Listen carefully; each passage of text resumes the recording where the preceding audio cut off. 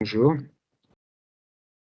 Donc, je vais essayer de vous parler de l'utilisation d'une séquence d'IRM qui s'appelle le tenseur de diffusion pour le pronostic, pour établir le pronostic des patients dans le coma.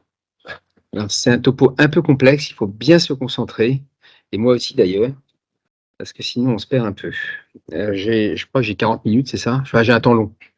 Pas 2 heures, non, non, non. Je vais pas vous. Ok. Donc, quelque part, le traitement du cérébralisé, c'est vraiment le seul domaine de la médecine où il y a de telles variations de prise en charge. Euh, Normalement, si vous avez un infarctus, si vous avez un cancer du côlon, un cancer du sein, il y a quand même des guidelines qui sont extrêmement précis.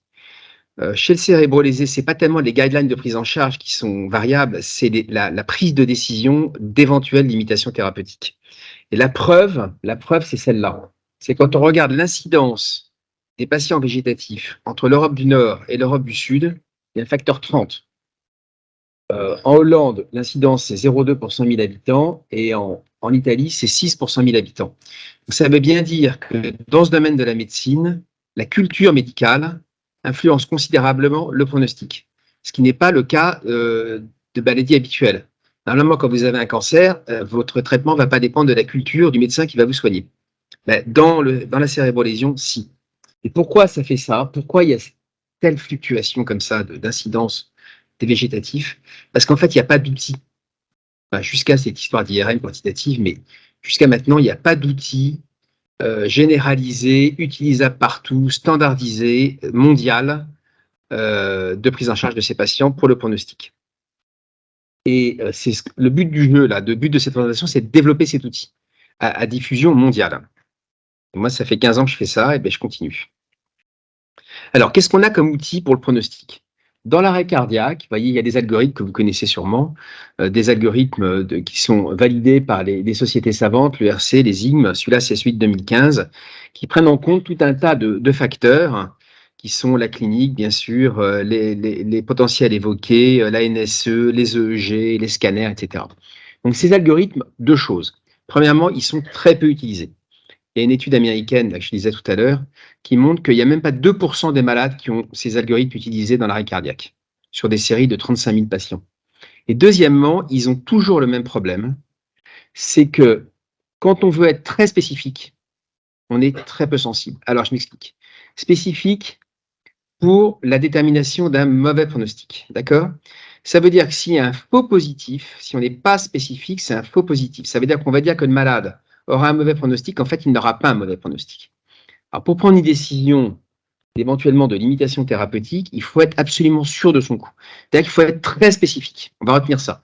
On va prédire le mauvais outcome, et si on doit prendre des décisions, il faut être très spécifique. Disons 95%, au mieux 99%. Et vous voyez que si on met ces barres de spécificité à ces algorithmes, on est 40% sensible. C'est-à-dire qu'on ne va pas détecter 6 malades sur 10 qui iront mal à la fin. Donc dans la vraie vie, c'est pas très utilisé en fait. Et surtout parce que c'est pas assez sensible. Dans le trauma crânien, d'abord, ça reste une maladie très grave. Ces chiffres-là, ils sont vraiment étonnants. C'est les chiffres de Center TBI. C'est une étude européenne qui est très récente, qui date des quelques dernières années. Donc, c'est vraiment la médecine d'aujourd'hui. Et on regarde les 1846 patients qui ont été en réanimation sur les traumas crâniens. Et qu'est-ce qu'on voit?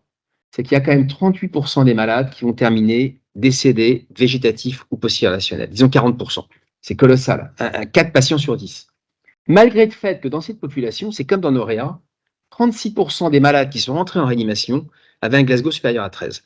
Donc on prend des populations qui vraiment vont en réanimation, un tiers des malades ils sont conscients, et à la fin, on a 40% de catastrophes. Donc c'est vraiment pour vous dire que ça reste une maladie hyper grave. Et qu'on n'a rien réglé du trauma crânien sévère, c'est vraiment très, très, très sévère. Qu'est-ce qu'on a comme outil? Essentiellement le score impact. Ce score, vous allez sur Internet, vous rentrez vos facteurs, vous mettez l'âge du patient, vous mettez son score moteur, ses pupilles, le scanner, certains indicateurs du scanner, est-ce qu'il a une hypoxie initiale, sa classification scannographique, est-ce qu'il avait une hémorragie méningée, un extradural, sa glycémie et son hémoglobine, et vous calculez le truc. Et qu'est-ce que ça vous dit? Alors d'abord, il y a 3 scores possibles, on va prendre le dernier parce qu'on a tous les paramètres. Ça vous dit que il y a 26% de probabilité de mauvaise outcome. C'est typiquement le genre d'information qui ne sert à rien, à l'échelle du malade. Malade, 26%, bon ben ok, donc on continue. 26%, c'est pas énorme. En même temps, si quand vous tombez dedans, vous avez mauvaise outcome. Donc ces outils-là, ils ne sont pas faits pour l'échelon individuel, ils sont faits pour comparer des séries de patients entre eux. C'est inutilisable à l'échelon de l'individu. Dans l'hémorragie méningée, ça c'est un score qui s'appelle le score Fresh, qui est bien aussi. Mais vous voyez, il a le même défaut. Il décolle ici la courbe des Y, l'axe des Y, tôt. Quand on regarde des scores pronostiques, c'est toujours la même chose. Il faut coller à l'axe vertical le plus haut possible. Ça veut dire que vous allez être très sensible pour 100% de spécificité. Là, si vous voulez avoir, par exemple ici, 90% de spécificité pour le même outcome, eh ben, vous êtes très peu sensible. Hein, en pratique, ça veut dire que si vous arrivez, vous avez 85 ans, vous avez un grade 5 dans l'hémorragie méningée en mydriase bilatérale, vous allez être certain du mauvais pronostic. Mais ça concerne très peu de patients qui auront un mauvais pronostic. C'est pas sensible. Pareil pour les hématomes intra, où il y a des scores, hein, le score de Humpkill par exemple ici. Ce score-là, vous rentrez des paramètres, vous rentrez le corps de Glasgow, l'âge, le volume de l'hématome, est-ce qu'il y a une présence ou non d'une hémorragie intraventriculaire, est-ce que c'est infratentoriel ou supratentoriel, et ça vous répond 72% de mortalité. Bon, ben ok, 72% de mortalité, on ne peut rien en conclure à l'échelle du patient. D'accord? Donc, il faut changer de fusil d'épaule et il faut se mettre là-dedans. Moi, c'est ça mon combat. C'est un long chemin parce que pour des tas de raisons, il y a des réticences, il y a des radiologues qui ne veulent pas jouer le jeu, ça coûte de l'argent, il y a des tonnes de raisons qui fait qu'on a beaucoup de réticences. Mais il faut qu'on change de paradigme. Il faut passer de l'IRM morphologique à l'IRM quantitative. Et toute l'idée, c'est de générer des biomarqueurs qui vont nous servir pour faire le pronostic. Et en fait, vous verrez que toute la neurologie est impliquée. C'est vraiment la mesure de la matière blanche, la mesure du cerveau. C'est un peu l'échographie cardiaque du cerveau, en fait. C'est de même nature. Et donc, il faut qu'on arrive à générer des biomarqueurs. Et en fait, on peut parfaitement le faire. Donc, pour ce faire, il va falloir se servir d'une séquence qu'on appelle le tenseur de diffusion. Quand on fait une diffusion standard en IRM, quand on fait un ADC, généralement, les radiologues utilisent 3 directions ou 6 directions. Là, c'est une diffusion, une séquence de diffusion entre 50 et 64 directions. Alors, le principe de la séquence de diffusion, c'est que on va faire bouger l'eau sous l'action de l'aimant. L'aimant, qui va tirer sur les protons de l'eau, H2O, va faire bouger l'eau dans la matière blanche. D'accord? On va tirer un petit peu, on va regarder le mouvement de l'eau dans la matière blanche. À l'échelle d'un axone, d'un axone lui-même, il y a 2 vecteurs. Il y a un vecteur qu'on appelle lambda 1, le long de l'axone. Comment l'eau va bouger le long de l'axone. Quand l'axone est en bon état, l'eau va bien bouger le long de l'axone. Et puis, on regarde les vecteurs lambda 2 et lambda 3 qui vont déterminer la diffusion transversale. Ça va très peu bouger quand l'axone est en bon état, parce que la myéline va contraindre l'eau. D'accord? Donc le vecteur axial, lambda 1, quitte la diffusion axiale. Quand c'est sain, ça va bouger très bien. Et les vecteurs transversaux, quand c'est sain, ça va bouger très peu, parce que la myéline tient l'eau. D'accord? C'est pas un verre d'eau. Le cerveau, c'est pas un verre d'eau, c'est très structuré. Et la façon dont l'eau bouge à l'échelle de l'axone ou du voxel dans le cerveau va vous donner finalement l'état de la matière blanche. Alors, en termes de physiopathologie, quand vous avez une mort axonale, une dégénérescence valérienne, l'eau va moins bien circuler le long de l'axone, selon le grand axe, ce qu'on appelle la diffusion axiale, la L1. Donc ça, la L1, la diffusion axiale va être basse. Quand il y a une altération de la myéline, qu'elle soit aiguë lors d'une lésion axonale diffuse en traumatologie par exemple, ou chronique lors d'une lésion démyélinisante, vous allez avoir la diffusion transversale qui va augmenter. L'eau est moins bien tenue transversalement. Vous me suivez? On va mesurer un paramètre qu'on appelle la fraction d'anisotropie, qui va être le rapport entre la diffusion axiale et la diffusion transversale, à l'échelle du voxel, 2 x 2 x 2 mm. On comparera au sujet contrôle. L'intérêt de ce truc, de ce rapport, c'est que quand vous avez une baisse de L1, parce qu'il y a une mort axonale, une dégénérescence valérienne, l'AFA baisse, et quand vous avez une altération de la myéline, la LT augmente, donc l'AFA baisse. D'accord? Donc l'AFA, elle va tenir compte des 2 mécanismes physiopathologiques, l'un et l'autre. Okay. Et puis, comme c'est un ratio, s'il y a une toute petite erreur de mesure sur la partie nominateur, il y a la même sur la partie dénominateur, donc c'est super robuste. Les ratios, c'est robuste. Et puis, la somme des deux paramètres s'appelle la diffusion moyenne, l'AMD. Voilà. Donc, l'AFA, c'est cette équation, c'est à peu près le rapport de l'AL1 sur la LT. L'AMD, c'est la somme de l'AL1 plus la LT. D'accord? Il faut vraiment considérer ça. Et donc, on va avoir, dans une séquence qui va durer quelques minutes, ça dépend des machines, ça dépend de la puissance des gradients des machines. Sur les machines très modernes, ça dure 3-4 minutes. On va pouvoir mesurer comme ça, vraiment en 3 dimensions, voxel par voxel, comment l'eau se comporte dans la matière blanche. Et on s'intéresse qu'à la matière blanche. Un peu les noyaux gris centraux, les thalamies, parce que c'est un peu un croisement entre gris et blanc, en termes de structuration de l'eau. OK, donc il faut cette séquence. Cette séquence, on peut la faire sur n'importe quelle machine. Ce n'est pas un problème de hard, c'est un problème de soft. Mais toutes les machines peuvent faire cette séquence. Elle dure plus ou moins longtemps et plus ou moins performante, mais toutes les machines d'IRM peuvent faire ça. Après, il faut des atlas.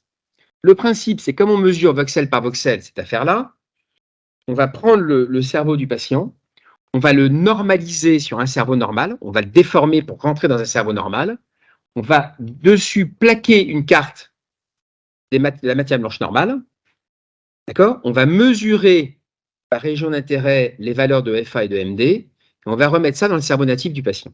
Donc on utilise des cartes comme Google, comme une carte d'autoroute en fait. C'est pareil. On va plaquer sur une photo une carte. Et on va utiliser 3 atlas. Ça, c'est important de comprendre. L'atlas le plus robuste, c'est ce qu'on appelle l'atlas du JHU. C'est un atlas qui vient de Hopkins, John Hopkins University, de Suzumu Mori. Vraiment, c'est la matière blanche profonde, les grandes autoroutes de l'information dans le cerveau. Le cerveau, c'est hyper organisé. C'est un truc super structuré. Et à la différence du foie ou du rein, chaque endroit a une valeur différente de celui d'à côté. D'accord? C'est un organe 3D il y a des fluctuations d'importance considérables entre les parties de l'organe, contrairement au foie.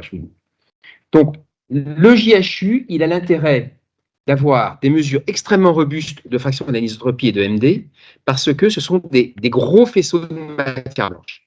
Ils sont souvent dans le même axe. Et deuxièmement, c'est à distance, voyez, de la matière blanche, ici.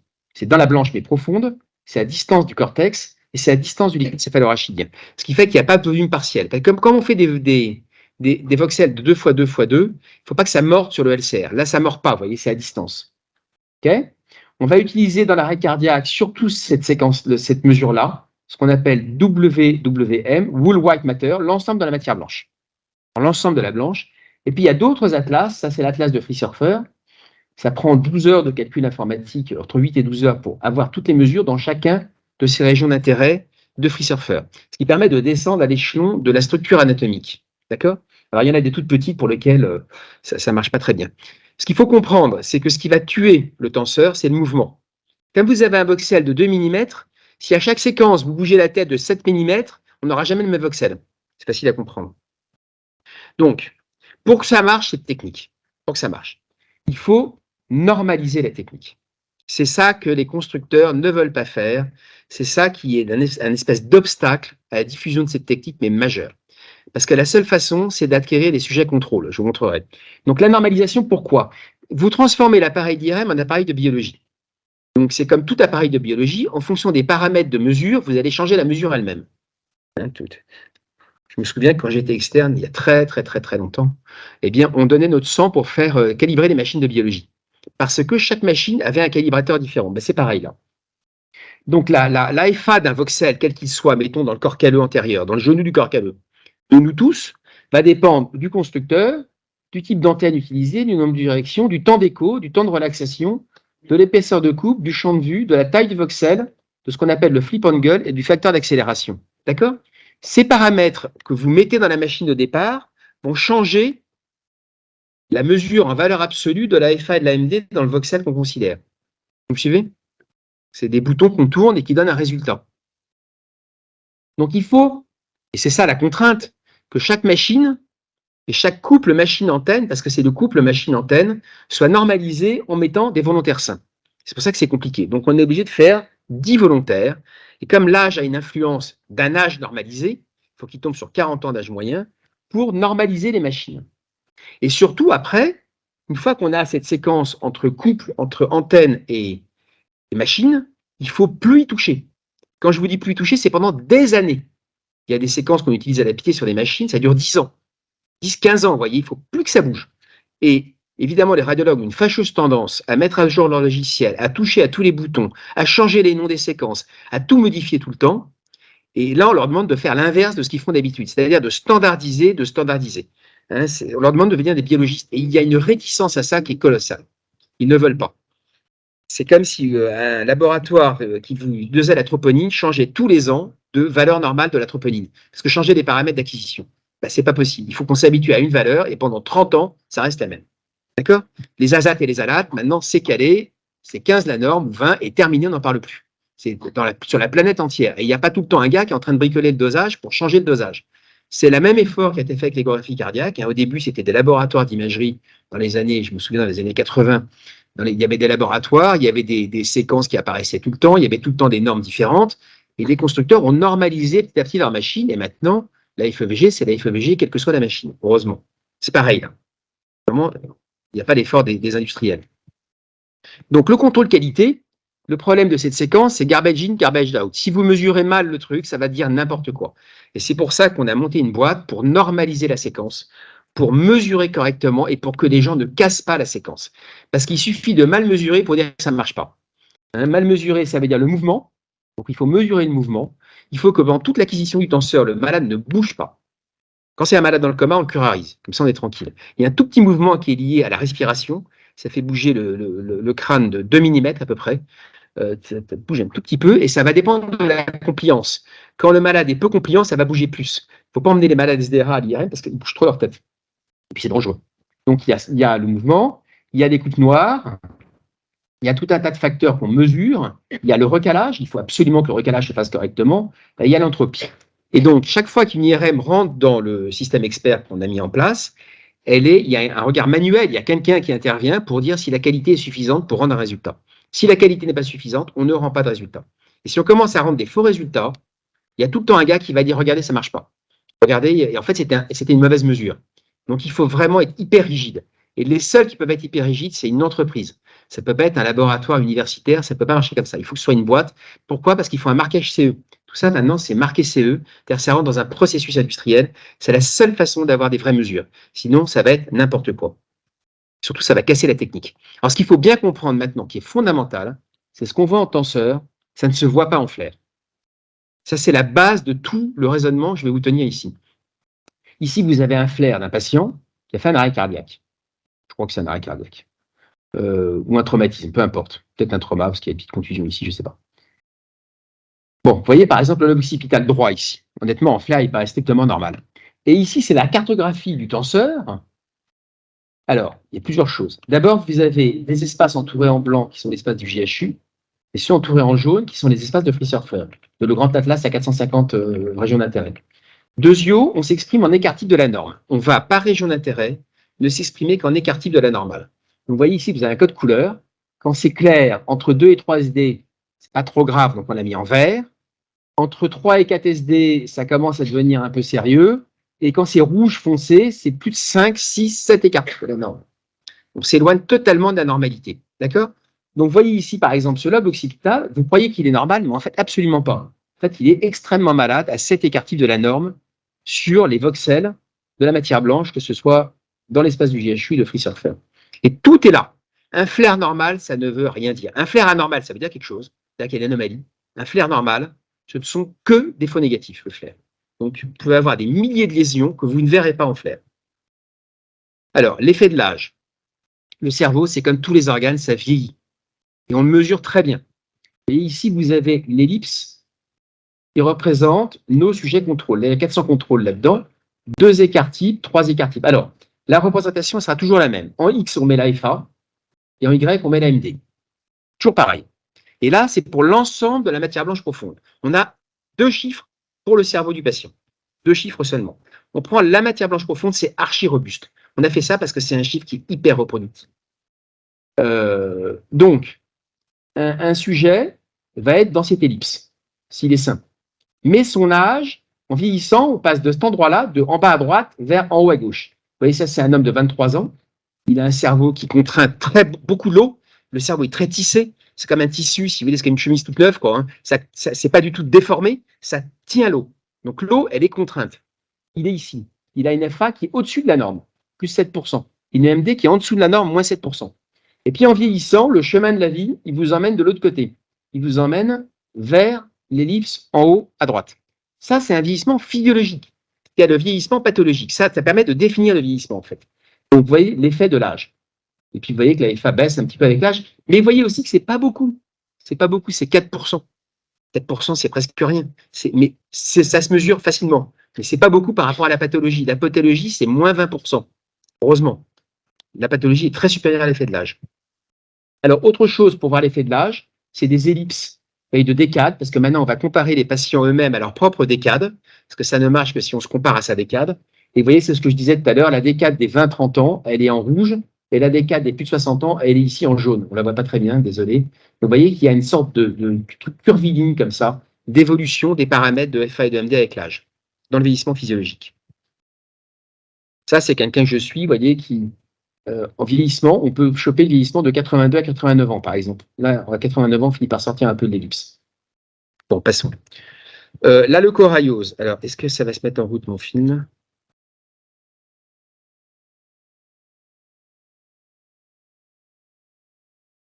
Si j'ai pas mes films, je suis triste. Comment t'as eu tes films, toi, la mine? Là, t'as des vidéos qui marchaient? Ouais. Les films, moi. Bon, je suis embêté si j'ai pas mes films. Ici, il faut imaginer, vous savez ce que c'est la leucorayose? C'est des grosses taches blanches en flair. La leucorayose, c'est vraiment un vieillissement pathologique. Ici, vous avez une femme de 69 ans. Vous voyez où SAMD, elle est à plus 30%, 36%, c'est absolument colossal. C'est un cerveau qui est déjà complètement abîmé à 70 ans. C'est absolument complètement anormal d'être sorti de l'ellipse à cet âge-là. Donc, c'est l'effet de l'hypertension artérielle, du diabète, de la leucopathie périphérique. Donc, hypertension, diabète, facteur cholestérol, facteur génétique. Hein, ce qui peut vous donner de la leucorayose, c'est un cerveau très abîmé. Quand vous avez un cerveau très abîmé, la moindre lésion, ça va être la catastrophe. Vous arrivez avec sans réserve, quoi. Hein. Donc, on peut mesurer l'effet de la leucorayose comme ça. Alors, bon, c'est pas grave, on laisse tomber la vidéo. Alors, maintenant, le coma. Et puis après, je vous ferai un peu d'autres pathologies neurologiques pour vous montrer que c'est en fait tous azimuts, ce truc. Ce qu'on a découvert assez récemment, en fait. Au début, on s'intéressait qu'au coma. Pourquoi le coma? Parce qu'en fait, pour qu'un sujet soit conscient, pour qu'on ait conscient de cette pièce-là, comment ça marche? Physiquement, comment ça marche? Ça marche par une conversation entre nos cortex cérébraux et nos noyaux centraux. Vous savez, les thalamus, ce sont les routeurs du cerveau. Tout arrive sur les thalamus. Les thalamus, ils envoient de l'info. C'est une sorte de box qui envoie de l'info spécifique sur des cortex dédiés. D'accord? Tout arrive et tout repart par les thalamus. Enfin, tout repart. Pas la motricité, mais une partie. Donc, parce que même les thalamus codent la motricité automatique. Donc, thalamus, cortex. Quand vous m'écoutez, votre lobe frontal, votre cortex frontal, il va parler à votre cortex temporal, qui va parler à votre cortex occipital. Tout ça, ça communique à toute berzingue en permanence. Et c'est ce qui fait, ça va se mémoriser, vous allez appeler des bouts de mémoire diffus dans le cerveau. C'est toute cette conversation dans le cerveau qui fait qu'on est présent, qu'on est conscient et qu'on est vivant. On est là, enfin vivant au sens de la conscience, la présence à soi et à l'autre. Tout ça, ça passe évidemment par la matière blanche. C'est des connexions physiques, il y a des câbles, la matière blanche. Et plus c'est abîmé, et moins ça fonctionne. On enfonce vraiment des portes ouvertes. Toutes les maladies qui donnent des comas anatomiques, pas des comas toxiques, pas des benzodiazépines, des comas anatomiques, que ce soit l'arrêt cardiaque, celles qu'on traite, des comas à qui nous on a affaire, l'arrêt cardiaque, l'hémorragie méningée, l'hématome intracérébral ou le traumatisme crânien, tout ça, ça conduit à une lésion de la matière blanche. Donc là, j'enfonce des portes ouvertes. Plus la matière blanche est abîmée, moins sera bon le pronostic. Et une fois qu'on a dit ça, c'est quoi les seuils? C'est ça le problème, c'est les seuils. Et ça nous a pris 15 ans, déterminer les seuils. Donc je vous ai dit, l'hypothèse de travail, elle est évidente. La matière blanche est l'émetteur commun de toutes les pathologies cérébrales sévères. Tout arrive à une lésion de la matière blanche. La matière blanche, elle ne se répare pas. Contrairement au cortex, si vous voulez, où ça peut se relocaliser un petit pouillème, la matière blanche, quand c'est cassé, c'est cassé. Et on peut refaire du sprouting de synapses à la fin d'un axone, mais l'axone ne se répare pas, malheureusement. D'ailleurs, pourquoi? Parce que pour faire les axones, il faut 3 ans finalement. Il faut toute la grossesse, il y a encore 2 ans post-natal pour construire la dynamique de la matière blanche dans le cerveau. Donc ça met des années à se construire, à se coder, et ça ne se répare pas. Celui qui arrivera à réparer la matière blanche, enfin il y a des pathologies, on arrive à la réparer quand même, je vous montrerai. Des petites choses qu'on arrive à suivre. Mais en traumato, dans l'arrêt cardiaque, tout ça, ça ne se répare pas. Alors, on peut quantifier les maladies de la matière blanche par la diffusion, ça c'est sûr. C'est sûr que la diffusion quantifie la matière blanche. Donc, peut-on faire le pronostic du coma avec la diffusion? C'est ça tout le truc. À chaque fois qu'on vous fait pronostic, que je vous parle de pronostic, c'est à 1 an. Ce n'est pas le pronostic de sortie de réanimation, c'est l'évolution à 1 an. Et on a déterminé. Alors après, c'est quoi un mauvais pronostic? Ça, c'est une des questions fondamentales. Soit on dit qu'un mauvais pronostic, c'est un gosse 1-3 à 1 an, c'est-à-dire décédé végétatif post-relationnel, soit un 4, 1, 2, 3, 4. Et finalement, on fera les deux, on va faire les deux, proposer un 3 et un 4. Un 4, c'est grabataire conscient. Ces patients-là posent vraiment des gros problèmes de prise de décision. À voir avec les familles. Alors les échelles, je vous ai dit, la gosse, vous la connaissez. 1, 2, 3, c'est ce que je vous ai dit. Invalidité sévère inférieure, c'est post-irrationnel. Et invalidité sévère supérieure, c'est des gens conscients, mais qui ne rentreront jamais chez eux. Ils ne sont pas capables de marcher, pas capables d'avoir une conversation, pas capables de s'habiller, pas capables de manger. Bon, voilà. Et puis 5, on considère que c'est bon pronostic. Et puis l'échelle de l'arrêt cardiaque, elle est inversée. Dans l'arrêt cardiaque, par habitude, c'est CPC 1 et 2, les séquelles neurologiques légères à modérées, et CPC 3, 4, 5, c'est, y compris de GOS 4, les mauvais pronostics. Parce que comme on traite arrêt cardiaque et hémorragie et trauma, il faut faire les deux.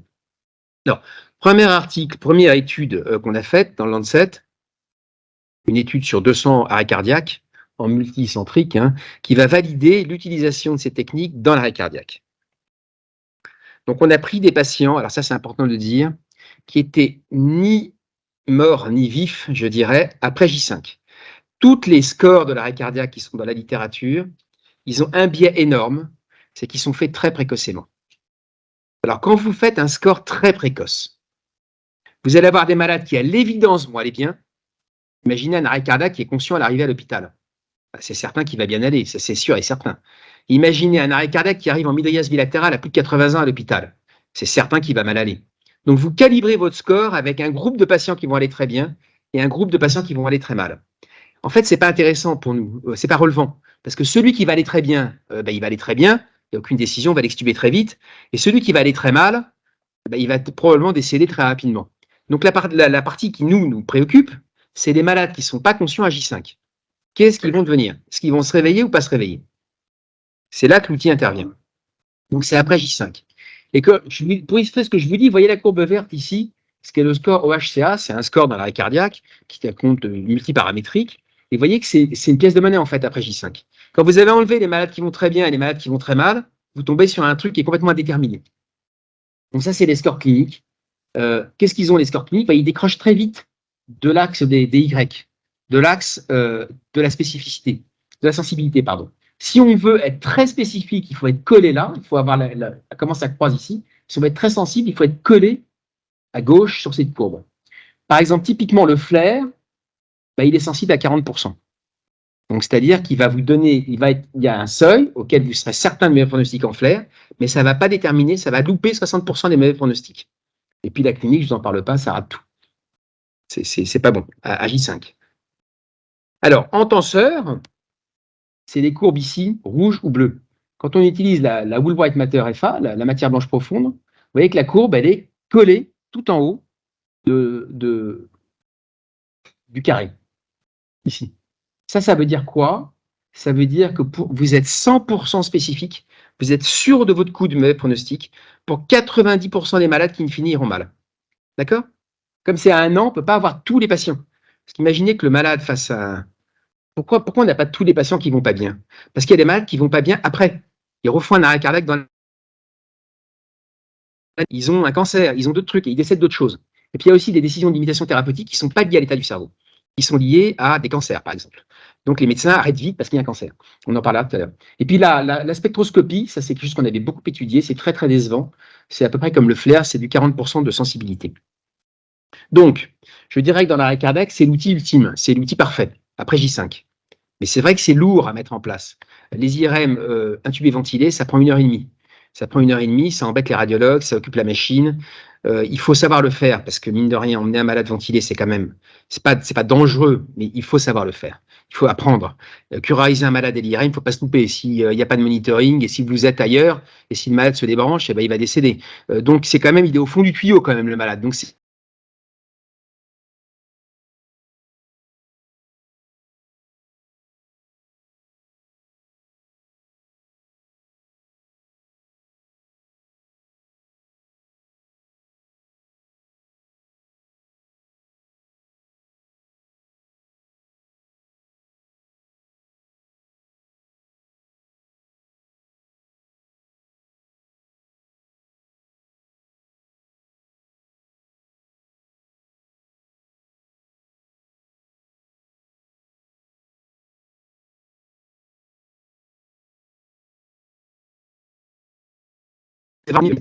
vous avez, je ne sais pas, 300, 400 personnes là. Les petits croix là, c'est les sujets contrôle. Je vous ai dit, les contrôles, on est très proches les uns des autres. Nous tous, là, dans cette pièce, on a un écart type de cette mesure qui doit être de 3%. Pourquoi? Parce que comme on va mesurer le mouvement de l'eau dans la matière blanche profonde, on a tous la même matière blanche profonde. Qu'elle soit codée, pas codée, l'éducation, tout ce que vous voulez, ça ne change rien. C'est anatomique. C'est juste qu'il y a le mouvement de l'eau. D'accord? Ça ne dépend pas des races, ça ne dépend de rien du tout. C'est la nature de l'axone humain qui fait que ça dépend que de l'âge et de la pathologie cérébrale. Donc c'est très dans un mouchoir de poche. Ici, vous avez en vert les malades qui vont s'en sortir à 1 an, vous voyez qu'ils ne sont pas très décalés des contrôles. Et puis en rouge, vous avez tous ceux qui ont un même pronostic. Et vous avez un truc particulier, c'est les malades qui sont dans ce cadran-là. En fait, ils ont une FA qui est normale, mais ils ont une EM des basses. Donc, c'est de l'œdème cytotoxique de la matière blanche. Si je fais baisser la L1 et la LT de façon identique, le ratio va rester le même. D'accord? Faites baisser pareil en haut et en bas, d'un nominateur et dénominateur, le ratio reste à 1. C'est ce qui se passe ici. Par contre, la somme baisse. La somme, c'est la MD. Vous allez avoir ce syndrome de basse MD. C'est un œdème cytotoxique de la matière blanche. C'est généralement des malades qui vont passer un mort cérébral. Ceux qui sont là, dans l'arrêt cardiaque, c'est le sous-groupe qui passe un mort cérébral. Les 10% qui passent un mort cérébral. Donc, il faut juste savoir que ça existe. C'est un œdème cytotoxique massif de la matière blanche. En aucun cas, le malade ne peut s'en sortir. Il a une cytotoxicité de toute sa matière blanche. Alors, tiens, ben là, j'ai mes vidéos qui marchent, ça fait plaisir. 2 exemples. Monsieur S, 68 ans. On est à J8. Monsieur F, 68 ans, le même âge, on est à J9. Regardez les deux flares. Honnêtement, qui peut prendre une décision là-dessus? Je réponds personne. Ce sont les mêmes flares. Ce sont vraiment les mêmes séquences. Maintenant, quand on va regarder l'imagerie quantitative, et là, le codage couleur, il est un peu différent, je suis désolé. Quand la FA va être basse, ça va être en bleu, que des bleus quand c'est bas. Ce malade-là, vous voyez, voilà ses lésions, en vrai dans son cerveau. En vrai, voilà ce qu'il a. Il a des petites lésions, ici, tout petit peu sur le bras, ici, de la partie antérieure, petit noyau lenticulaire. Il a vraiment quasiment rien. Ce malade, évidemment, qu'il va avoir pronostic, même s'il est dans le coma à J8. Ça, c'est un malade qui était dans le coma à J8. C'est ça qui est important. C'est que c'était des malades non réveillés. Il était en état mal épileptique permanent, sédaté. Bon, bah oui, il faut continuer absolument les thérapeutiques parce que son cerveau est normal. Il s'en est très bien sorti. Mais le malade d'après, qui est le même coma à J8, lui, si vous voulez, il a un cerveau qui est entièrement détruit de l'ensemble de sa matière blanche. Donc évidemment que ce malade-là, il n'a aucune chance de s'en sortir. Ça ne sert à rien de le réanimer. C'est juste un truc totalement inutile, puisque son cerveau ne marche plus. On ne réanime pas un rein ou un cœur ou un foie, on réanime un malade pour son cerveau. Donc là, bah, avec un cerveau comme ça, entre guillemets, la messe est vite. Ce n'est pas la peine d'aller plus loin. Vous voyez l'intérêt de cette séquence. C'est la seule qui vous permet d'être sûr et certain à 100%, parce que c'est anatomique. Et d'ailleurs, quand on regarde les scores pronostiques qu'on rend dans le logiciel, vous voyez, il y a 3 zones. Il y a une zone rouge où on est certain des mauvais pronostics, une zone grise où on ne sait pas, et une zone verte où on sait. Lui, il est très proche du vert, le premier patient, et le deuxième malade, il est ici. Ici, aucun malade qui n'était comme lui s'en est sorti. Hein, ce qu'on a fait, c'est simplement des études de comparaison. On a accumulé les patients et on regarde par comparaison aux patients d'avant ce qu'ils étaient devenus. Alors, des cas cliniques. J'aime bien les présenter parce qu'il y a le problème dans l'arrêt cardiaque, ce qu'on appelle les late awakeners. C'est des malades qui vont se réveiller tardivement. Et ça existe en vrai. Et c'est pour ça que si on prend des décisions chez tout le monde à J3, dès qu'ils ne sont pas conscients, ça ne marche pas. C'est de la mauvaise médecine, ce n'est pas attitré aux patients. Ce qu'il faut, c'est un traitement par patient. C'est comme si les cancérologues soignaient les malades sans PET scan. On s'en fout qu'il y ait des métastases ou pas, tout le monde sera soigné de la même façon. Ben, ça n'a rien à voir s'il y a des lésions ou s'il n'y a pas de lésions. Alors ici, vous avez une patiente. Elle a 46 ans. Elle a un low flow de 22 minutes. Elle a une NSE à 160 à J3. 160 à J3, normalement, c'est rideau, ça n'ira nulle part.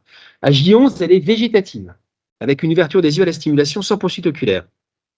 Elle a à l'EEG trois tracés, 3 fois très ralenti, souffrance cérébrale diffuse, réactivité inconstante.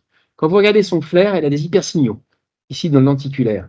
Le codé, je vais dire, le codé, le lenticulaire, un peu le spénium, du corps calleux, des hypersignaux. Quand vous regardez son IRM quantitatif, c'est sûr qu'elle a des lésions. Elle a fait un arrêt cardiaque très sévère. Elle a quand même des lésions. Vous voyez, ça, c'est la cartographie couleur codée, mais elle est, allez, entre 3 et 4 écarts types. Et quand vous regardez son score de FA, eh ben, elle est dans la zone verte, même si on est à J11. Donc, cette malade, on a dit, non, mais on continue quoi qu'il arrive, parce qu'on se donne du temps. Si on s'est trompé, ben, on arrêtera plus tard. On s'en fiche. On prend 15 jours de plus. Eh ben, à J18, elle était consciente. Elle a des séquelles, mais elle est quand même réveillée, elle fonctionne. Autre exemple, cette malade-là, elle est assez impressionnante, je trouve. Elle a 33 ans. Elle fait à 2 mois de son accouchement, elle fait un arrêt cardiaque sur une hypothèse pas claire. Cardiopathie du postpartum, myocardite, syndrome du QT long, on ne sait pas. En tous les cas, bon, il faut que je simplifie un peu cette diapo, mais sur l'arrêt cardiaque, elle fait une essence cardiaque et ils lui mettent une ECMO, véno-artérielle, fémoro-fémorale. Elle récupère, donc elle fait l'arrêt le 31 mai, je veux dire. Le 3 juin, eh bien, la fonction cardiaque a récupéré grâce à l'ECMO, parce que c'est temporaire, bien sûr. Arrêt des sédations le 2. Premier EEG, tracé faiblement réactif sans foyer épileptique, comme d'habitude, quoi. Hein. 2 nouveaux EEG sont réalisés, le 3 et le 4. Amélioration de la réactivité. Finalement, la patiente, elle a un contact le 5, elle est extubée le 6, et elle a une IRM le 8. Donc, ça veut dire que, bon, là, elle a une IRM consciente, mais peu importe. Ça veut dire que cette malade, on est 9 jours après son arrêt cardiaque, elle a eu 4 jours d'ECMO sur une insuffisance cardiaque suraiguë, en artério-fémorale, véno-artérielle, je veux dire. Eh ben, finalement, elle a un cerveau qui est strictement normal. Vous regardez ça, FAL, FAMD. Bon, à 36 ans, elle devrait plutôt être là. Elle a pris un peu, mais c'est vraiment très faible. Et quand vous regardez dans le scoring pronostic, alors ça, c'est le nouveau scoring qu'on a mis en place, elle est toujours dans la zone verte, toujours dans les scores de bon pronostic. Donc, vous pouvez avoir des arrêts cardiaques qui se réveillent à J10, il y en a des tonnes. Des tonnes. Mais ça ne veut pas dire qu'ils vont tous se réveiller à J10. Il faut juste savoir qui va faire quoi. Autre patient, bon, celui-là, je passe parce qu'il n'est pas intéressant. Alors, trauma crânien. Alors, l'arrêt cardiaque, c'est quelque part la maladie reine pour cette séquence. Pourquoi? Parce que c'est une maladie qui est tout le temps la même. Et nous tous, là, si on nous arrête le cœur 1 minute, 2 minutes, 3 minutes, 4 minutes, on aura quelque chose qui sera identique. Il n'y a pas des il n'y a pas de ceux qui vont résister à l'ischémie pendant 10 minutes et ceux qui ne vont pas résister 30 secondes. C'est toujours pareil. Deuxième chose, c'est une physiopathologie qui vient de l'extérieur du cerveau. Donc, c'est toujours la même physiopathe. Il n'y a pas de truc 3D. Il y a un gradient antéro-postérieur dans la lésion qu'on voit très bien en IRM, mais c'est toujours pareil. Il y a un seul mécanisme physiopathologique, c'est l'anoxie. La traumato, c'est tout l'inverse. Tout l'inverse. C'est 3D. Si vous avez un coup à droite ou un coup à gauche, c'est pas la même chose.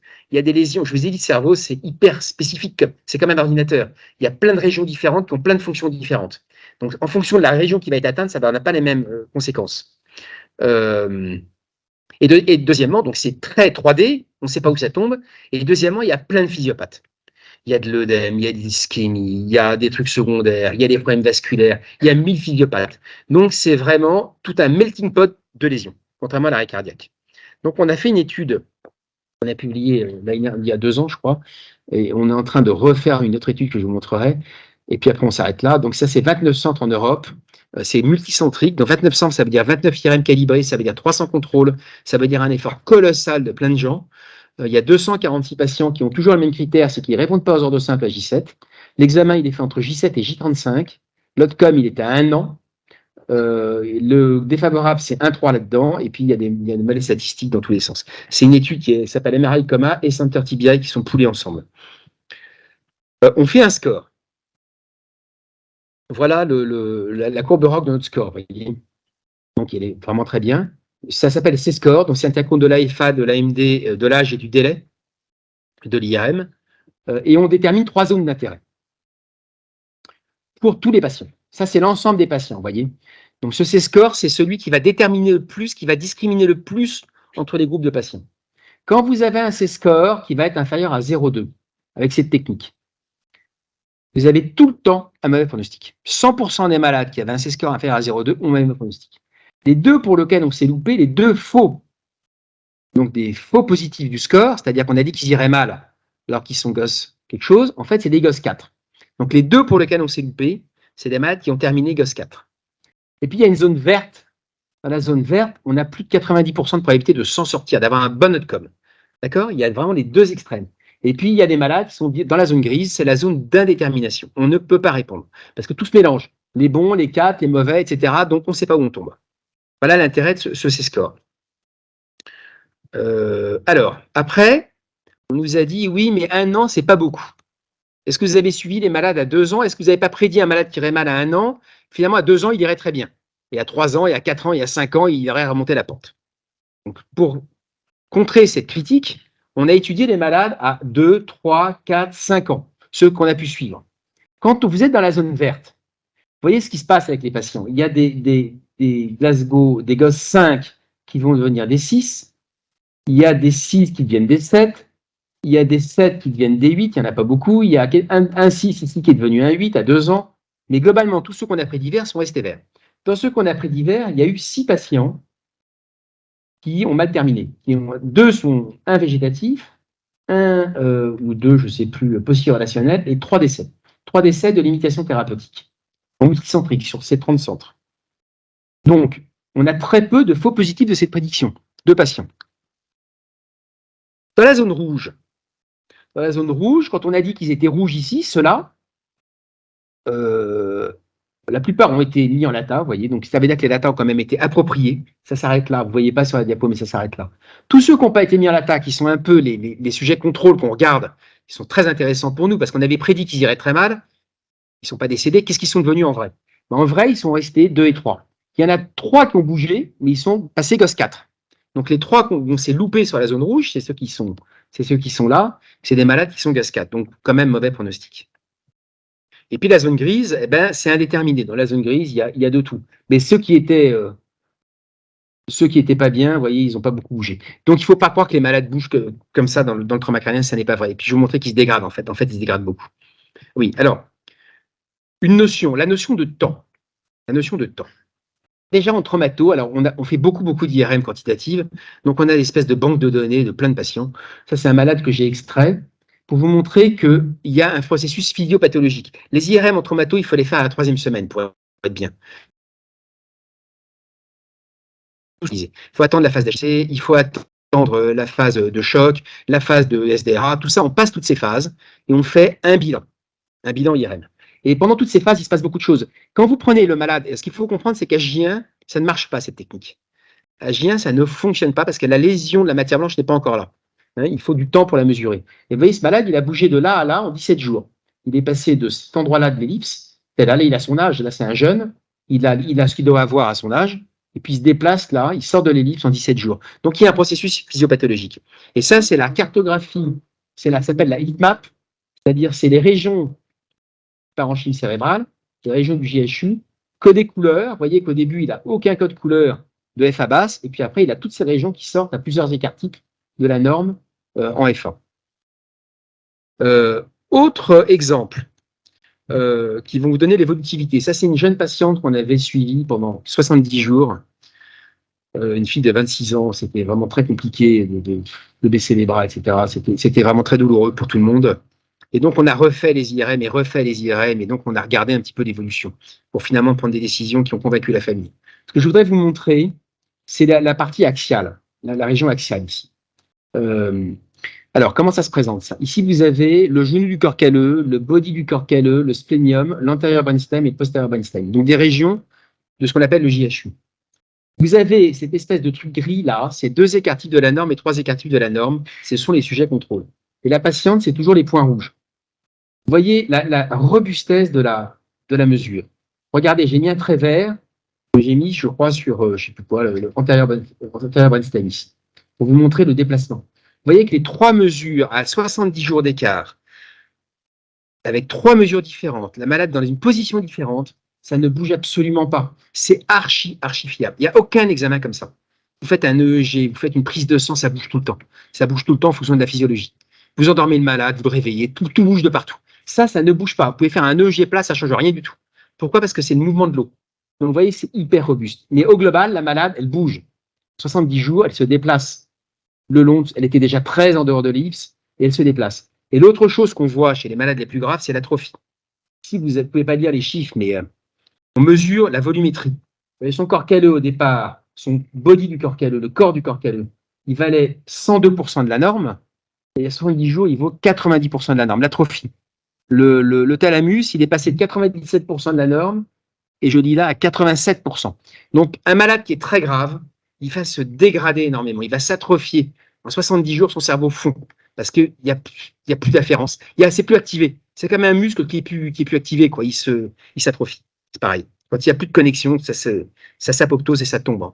Et vous voyez, l'évolution à long terme, par exemple, ça, c'est des malades qui sont sortis comme ça, avec des états dramatiques, et qui reviennent, qu'on revoit, qui ont refait des IRM. En un an, le mouvement ici, mouvement de plusieurs pourcents, de 10% de MD en plus. Et celui-là, il est aussi très impressionnant. Celui-là, on l'a suivi en 2015, 2017, 2018. En un an, il a bougé comme ça, au point 2. En 2 ans, il s'est mis au point 3. Et puis après, il n'a plus bougé. Et ça, c'est sa heatmap lésionnelle. Donc, vous voyez, il y a vraiment quelque chose d'évolutif chez les malades graves. C'est une question qu'il faut vraiment prendre en compte. Quand vous avez un malade végétatif dans un centre végétatif, son cerveau ne pourra jamais guérir. Ça ne fera que ça, en fait. C'est pour ça que ça ne sert à rien de faire tout ça, de sortir des malades végétatifs, ça ne sert à rien. Parce qu'ils font que de se dégrader. Et il faut avoir ces outils pour le voir. Voilà, maintenant, on est en train de travailler sur un pronosticateur universel.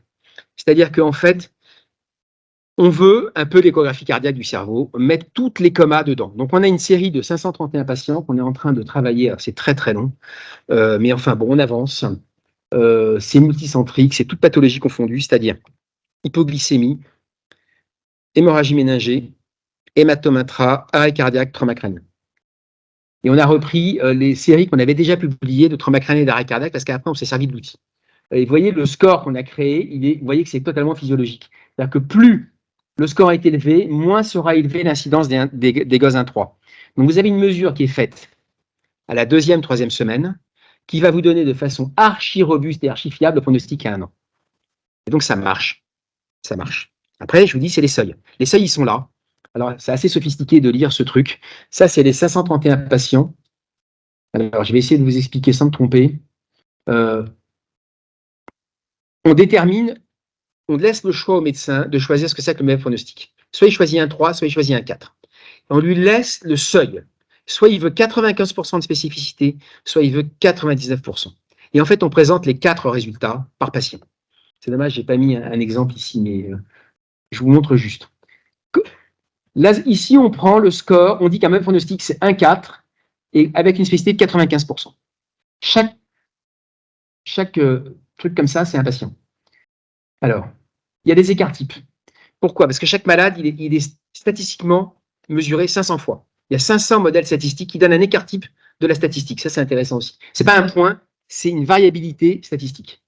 Et on mesure la distance au seuil entre la zone rouge et la zone grise, et la zone grise et la zone verte. Par exemple, ce malade, il est tout le temps dans la zone rouge. Tous ceux qui sont là, ils sont tout le temps rouges. À plus de 95%, ils ont un même pronostic. Ceux-là, ils sont tout le temps verts. Ceux-là, ils sont indéterminés. Et vous voyez qu'avec cette technique, il n'y a que 18% des patients qu'on n'arrive pas à classer. C'est-à-dire qu'on est arrivé à ce qu'on voulait. On classe plus de 80% des patients. On sait pour plus de 80% des patients ce qu'ils vont devenir avec ce truc. Donc ça, c'est la nouvelle technique qu'on a mise en place. Et vous voyez, si on prend les percentiles, les mauvais outcomes, ils sont toujours rouges. Alors par contre, les GOS 4, ils croisent tout. C'est-à-dire que si vous êtes gris, vous pouvez être 4, par contre, vous ne pouvez pas être nickel. Mais vous pouvez être pas 4 avec certitude, c'est ça le problème. Bon, je passe sur ce détail-là. Typiquement, la plupart des patients graves, ils terminent comme ça. Ils sont scorés, là on a pris la spécificité à 99%, ils sont scorés gris pour le pronostic 1,3 et ils sont scorés rouge pour le pronostic 1,4. Typiquement ce patient-là, on sera certain qu'il sera grabataire à 1 an. Et c'est un gars de 20 ans. Le problème, c'est que c'est des enfants. Il a 23 ans. Donc, le problème, c'est que c'est vraiment des jeunes. Et donc là, la prise de décision, c'est difficile. Mais au moins, on sait où on va. On peut parler avec les familles. Alors, Après, on a fait une étude en vie réelle. Alors, je suis en train de la mener, donc c'est pas facile, hein. Je regarde toutes les IRM qui sont faites à la pitié dans le coma, avec l'outil en place. Et je regarde ce que les médecins ont vraiment fait de l'outil. Qu'est-ce qu'ils en ont vraiment pensé? Comment ils ont géré? Alors, il y a 43% des sujets, c'est des arrêts cardiaques, 45% c'est des traumas, 4% des hémorragies ménagées, 8% c'est des hématomes intra. J'ai 5 classes. Je vous ai dit, les 5 classes, c'est soit vous tombez rouge, soit vous croisez rouge-gris, soit vous êtes gris, soit vous croisez gris-vert, soit vous êtes vert. Quand on croise, on ne sait pas de quel côté on tombe, statistiquement, puisqu'il y a 500 modèles. Alors, chez les décédés, 77% des patients étaient rouges. C'est des décédés quasiment que de l'ATA. Donc ça veut dire que ça a été quand même des décisions appropriées. 87% des patients étaient soit rouge neutre, chez les sujets décédés de l'ATA. Il y a quand même 8% des malades qui étaient verts. C'est-à-dire qu'il y a une LATA qui a décidé avec un cerveau, on va dire, normal sur cette technique. J'ai regardé ces 4 patients. C'est ça qui est vraiment très important. C'est comment sont-ils décédés? Pourquoi il y a une décision de limitation qui a été prise alors qu'ils étaient verts? Eh bien, en fait, c'est ça la raison. Il y en a un, il n'est pas mort d'une lata, il est mort d'un MOF sur une gangrène gazeuse sur membre inférieur dans le cadre d'un arrêt cardiaque. Et c'est un arrêt cardiaque chez un artéritique, il a fait une ischémie de jambe, l'ischémie, il a été amputé, il a fait une gangrène gazeuse. Il est décédé d'un MOF, pas d'une lata. Il y a un patient qui est vert ici, et c'est sa première IRM à J8 qu'on a testé. Après, il y a une dégradation IRM qui le met dans la zone rouge. Il y a une lata qui a été faite à J17, alors que l'IRM était à J11 chez un malade qui avait une WNFA à 0,89, donc il était gris, on va dire, gris sur l'ancien système et vert sur ce système-là. Bon, je ne rentre pas dans les détails. Ça a été très discuté, j'ai regardé le dossier, il a été discuté dans tous les sens, les neurologues sont venus, il y a plusieurs EEG, ils ont baissé les bras. Et il y a une jeune femme pour qui ils ont arrêté parce qu'elle avait un cancer métastasé de partout de l'utérus et ils ont baissé les bras. Et ce qui est très intéressant, c'est les malades qu'on avait prédits rouges qui n'ont pas été mis en limitation thérapeutique. Ça, c'est les plus intéressants. Il y en a 16. Il y en a 16 comme ça. Vous voyez que nul n'est prophète dans son pays, hein, parce que malgré tout l'outil, il y a ces 28 patients qui étaient rouges ou rouges neutres, il n'y a pas eu de limitation de fait. Qu'est-ce qu'ils sont devenus? C'est ça le point important. Donc, je te dis spécifiquement ces 16-là. Alors, c'est assez compliqué parce que rappeler des familles 3 ans après, 4 ans après, c'est vraiment très compliqué. Donc, pour le moment, j'ai fait une analyse de dossiers. J'en ai retrouvé 7. 3 sont décédés après la réanimation, c'est-à-dire ils sont sortis de la réanimation et sont décédés après. 1 est végétatif, 2 patients sont post-relationnels et 1 est GOS4. Donc, il faut encore que j'aille chercher les 9 autres et savoir ce qu'ils sont devenus. Donc, ceux pour qui on en vie réelle, en pratique routine quotidienne, dans les prix du rouge, qu'est-ce qu'ils sont devenus? C'est ça. C'est très intéressant. Voilà, maintenant, je vais sortir du coma et je vais élargir le scope de cette technique. Dans le Parkinson, je vais vous faire toute la neurologie vue de cette lorgnette-là. Donc, dans la neurologie, le Parkinson. Dans le Parkinson, clairement, la technique permet de faire le diagnostic différentiel avec des trucs qui sont apparentés au Parkinson, qui s'appellent MSA, Multiple System Atrophy, ou PSP, Progressive Supranuclear Palsy. Alors, c'est très important de ne pas se louper sur ce diagnostic pour l'implantation d'électrodes. Je pense que ça peut devenir un marqueur de feu vert pour implantation d'électrodes dans le Parkinson ou pas. À voir. Ça serait logique. Dans l'Alzheimer, vous ne voyez pas, mais ça, c'est un abstract qu'on a fait. Il faudrait que j'agrandisse ce truc quand même. Ici, vous avez les sujets contrôle.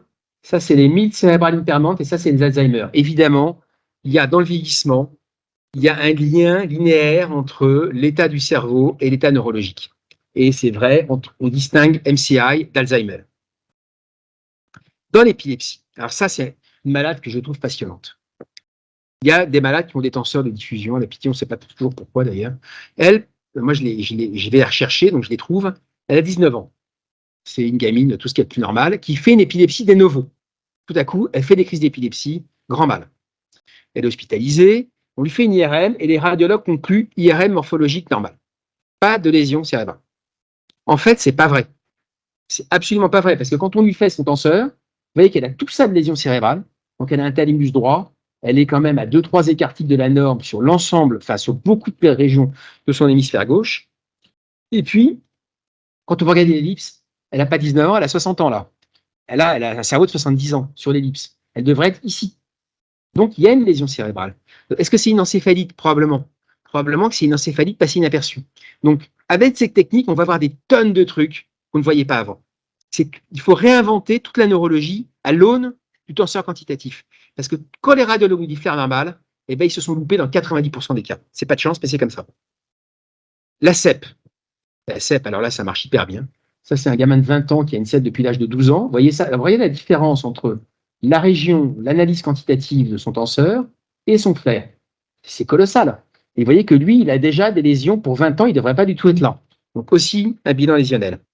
Là, pour le coup, ça c'est des CEP évolués. CEP évolués, vous voyez que vous sortez totalement de la norme. Plus 30% de MD. C'est comme une espèce de norme leucoaraiose. Donc évidemment que ces malades vont super mal. Donc dans la CEP, ça peut être un outil de suivi des thérapeutiques. Alors, inutile de vous dire que les pharmacologues, les pharmaciens, ils veulent, enfin les industries pharmaceutiques ne veulent pas du tout mettre cet outil en place. Parce qu'ils ont eu des tonnes d'AMM données avec des trucs semi-quantitatifs, et ils n'ont qu'une trouille, c'est que ça ne sorte plus avec cette technique, qui va mesurer vraiment la matière blanche d'apparence normale. Donc l'indicateur maintenant, ça va être vraiment, il faut parler de ça. Il faut parler de la FA, de la matière blanche d'apparence normale, d'apparence normale. C'est exactement vers ça qu'on va aller. Dans la SLA, il y a énormément de lésions qu'on ne voit pas en IRM. Typiquement, ce malade, regardez l'ensemble des lésions qu'il a en postérieur, c'est colossal. En IRM, il a soi-disant rien du tout. Dans la SLA, ils sont très malades des hémisphères. Ça les protège d'ailleurs. Ils sont très anasognosiques, les SLA, et ça les protège de leur propre maladie. L'anosognosie. Celui-là, ça c'est le même patient. Vous voyez le bilan lésionnel qu'il a en vrai par rapport à son IRM, c'est tout à fait la nuit et le jour. Je veux dire, vous voyez cet IRM, vous dites qu'il n'a rien, vous regardez ça, vous dites qu'il est très abîmé. Et ça correspond à la clinique, évidemment. Évidemment que c'est ça qui correspond à la clinique. La SLA, pareil. Bon, je passe sur ce cas-là. Un autre exemple de comparaison flair IRM en tenseur, pathognomonique.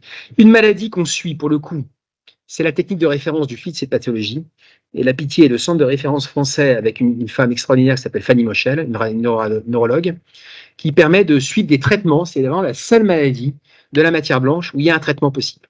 Ça s'appelle l'adrénoleucodystrophie. C'est des maladies absolument horribles qui touchent des gens de 20 ans, qui sont des maladies génétiques liées à l'X et qui bousillent des cerveaux. En quelques années, vous mourrez d'une dégénérescence cérébrale quand vous avez cette pathologie. Et il y a quand même des traitements. Ici, vous avez un sujet, voyons, on suit des indicateurs qui ici est traité avec une petite réduction lésionnelle. Alors c'est modeste, hein, c'est modeste, mais ça se mesure quand même. Vous voyez, sur les heatmaps, on voit que les régions s'améliorent un petit peu en FA. Ça, c'est l'étude. Il y a des études pharmacologiques. Première étude pharmacologique faite avec cet outil. Première étude. On est en deal avec la boîte qui fait ça, qui s'appelle Minorix. Ça, c'est un traitement. Comme c'est des maladies rares, il y a très peu de traitements. Bon, donc, il y a de la possibilité de suivre. Il y a très peu de patients. Actuellement, dans la cohorte de la Pitié, on en suit 100. 100 qui ont des IRM tout le temps. Tous les 2 mois, tous les 3 mois, ils passent à l'IRM. Vous voyez ici, ça, c'est l'index déterminé avec le bras traité ici, l'amélioration de l'index. Bon, je passe sur ces chiffres-là. Pour vous montrer, voilà typiquement le genre de trucs qu'on fait. C'est-à-dire qu'on suit les IRM. Là, il y a 10 IRM de suite, entre 20 et 22. Et c'est des malades qui sont suivis aux petits oignons. Vraiment. Et il était en 1, il était là. En 2, il vient là. Il est traité, il vient là. Il échappe au traitement, il retourne en 4. On le retraite, il retourne en 5, il rééchappe, il va en 7, on le retraite, il va en 8, etc., etc. Donc, suivi thérapeutique, et les neurologues qui les suivent se servent totalement de cette technique, ça devrait devenir le marqueur de référence. Pourquoi? Parce qu'il y a un traitement possible, qui est la greffe de moelle osseuse. C'est-à-dire pour guérir la matière blanche des patients, on leur change les macrophages du cerveau. C'est un truc de fou. Hein. On leur fait une greffe de moelle osseuse d'une autre personne, hétérologue. Les macrophages du donneur vont dans le cerveau du receveur et améliorent la matière blanche du receveur. Le problème, c'est que ce traitement a 20% de mortalité. Donc, il ne faut pas se louper. Il ne faut pas se louper sur le traitement. Et donc, il faut porter l'indication avec cette technique. Alors ça, c'est un truc que je m'amuse à faire avec les hépatos, c'est l'effet de la greffe de foie sur le cerveau. On suit quelques patients comme ça, avant et après. On fait beaucoup d'études sur les dysfonctions hépatiques et le cerveau. Et ça, c'est marrant de voir ici, malade, vous voyez, il est né en 65. En mars 21, il a cet IRM, il est là. Il se dégrade beaucoup, pour je sais quelle raison il arrive ici. Disons que ça, c'est son IRM de référence. On greffe et il se remet en 3. Un an plus tard, il retourne un peu dans la zone, dans le système. Donc, il y a une interaction entre foie et cerveau qu'on peut mesurer avec cette technique, qui est intéressante à étudier. Autisme et schizophrénie, ça c'est un champ entier de la médecine qu'il faut revoir à l'aune de ces techniques. C'est tout ce qui est pathologie psychiatrique. Ça, c'est un gamin de... Bon, d'ailleurs, il a 40 ans, je pense. C'est pas ainsi. Il y a un gamin de 83, c'est quand même pas si un gamin que ça. Un malade qui est schizo, quoi, suivi depuis des années, des années, des années. Et vous voyez qu'il y a des lésions cérébrales évidentes. Alors, j'ai pas fait les études, il faut tout refaire. C'est pas moi qui vais le faire, mais pour vous dire que ça existe. Et puis les AVC. Et puis je terminerai avec les AVC. L'AVC, si on fait l'IRM le lendemain d'une lésion, c'est vrai dans l'hématome intra aussi. Euh, Le lendemain, la lésion n'a pas eu le temps de s'exprimer en termes de tenseur. Donc, ce que vous allez mesurer, c'est l'état antérieur, en fait. Surtout sur le cerveau qui n'a pas été lésé. D'accord? Je donne un exemple. Ici, vous avez un AVC sur un cerveau sain, un gars de 54 ans. Pourquoi cerveau sain? Parce qu'il a un FOP. Il a un foramen ovale perméable. Il fait un AVC de l'artère civiale moyenne droite sur son FOP et on lui fait une IRM le 7. Il a l'AVC le 5. L'IRM est faite à 2 jours, à J2. Qu'est-ce qu'on voit sur son IRM? Est-ce que ce film va passer? Voilà. Ah ben ouais, ça marche un peu quand même. Bon, il va très vite, je suis désolé, mais vous voyez qu'il y a quand même un gros AVC à droite. C'est clair. Et ce qui est intéressant, c'est de voir que le lendemain, on va choper quand même des lésions à droite, mais à gauche, son cerveau est sain. Effectivement, il a un hémisphère à gauche normal. Donc ça colle. Voilà, maintenant, il faudrait changer le diapo. Voilà, hop. Cette femme, 79 ans. 1er septembre, trouble du langage. Après, elle va mieux. Après, ça recommence. IRM cérébral, infarctus sylvien, gauche. Occlusion de M de gauche. Présence d'un athérome intracrânien sévère avec en particulier une sténose du siphon carotidien qui fait qu'on ne peut pas faire de thrombectomie, donc elle est thrombolysée. Elle est thrombolysée le jour même, à H+3. IRM en flair. C'est pas très clair sur l'écran là, mais elle est vraiment, on ne voit rien. IRM en diff, vous voyez qu'elle a une lésion. Clairement, il y a une lésion à gauche qui explique qu'elle a fait une aphasie. En diffusion, on la voit parfaitement bien. Alors, maintenant, quand on regarde son cerveau en flair, on montre, il y a la leucorrheiose, vous voyez un petit peu.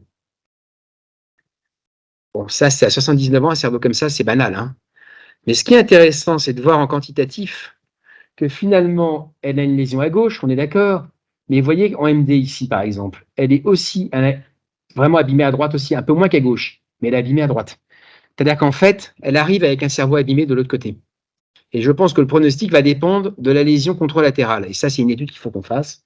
Encore un truc colossal à mener, mais quel est l'état du cerveau contralatéral? Et ça va donner le pronostic. Parce que si vous êtes abîmé d'un côté et que l'autre marche très bien, ça va compenser. Si l'autre ne marche pas aussi, ça va pas le faire. Ça va être compliqué. Alors celle-là, elle est intéressante aussi, puis après je vais m'arrêter. 78 ans, elle fait une amorose complète de l'œil gauche. Je trouve ce cas assez intéressant. Amorose complète de l'œil gauche. À l'IRM, on dit qu'elle a une occlusion post-bulbaire complète de la carotide interne gauche sur tout son trajet. C'est ancien. En fait, elle a une sténose, une occlusion chronique de la carotide gauche. Et puis, les radiologues ils disent, mais en fait, c'est pas grave, parce que tout est repris en charge par les artères cérébrales antérieures et moyennes gauche. Donc, tout est repris en charge, il n'y a pas d'hypoperfusion sur la artère carotide gauche. Puis, un spot ischémique constituant temporal gauche. Mais quand vous regardez son cerveau, ce que vous voyez, c'est qu'en fait, elle est aussi malade à droite. Non, pardon, c'est qu'elle est très malade à gauche. En fait, elle a une lésion chronique de son hémisphère gauche. D'accord? Et là, quand on dit c'est normal en flair, il n'y a pas de problème, ça ne veut rien dire du tout. Ça veut dire qu'en fait, ici, elle a des MD qui sont modifiés de 30 à 40% sur son hémisphère gauche. Donc là, typiquement, on vous dit la sténose, c'est pas grave, c'est repris en charge au plan vasculaire, le flair est normal, sous-entendu, le cerveau est normal à gauche. En fait, avec le tenseur, vous voyez qu'il n'est pas normal. Voilà. C'est tout ce qu'on peut en conclure.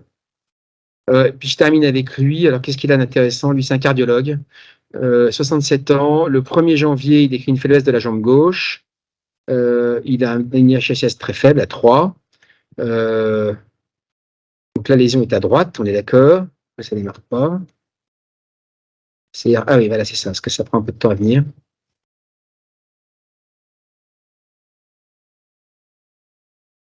Il est très atrophique pour son âge. 67 ans, on n'a pas un cerveau comme ça. Hein. Ça, c'est pas normal d'avoir un cerveau dans cet état-là à 67 ans.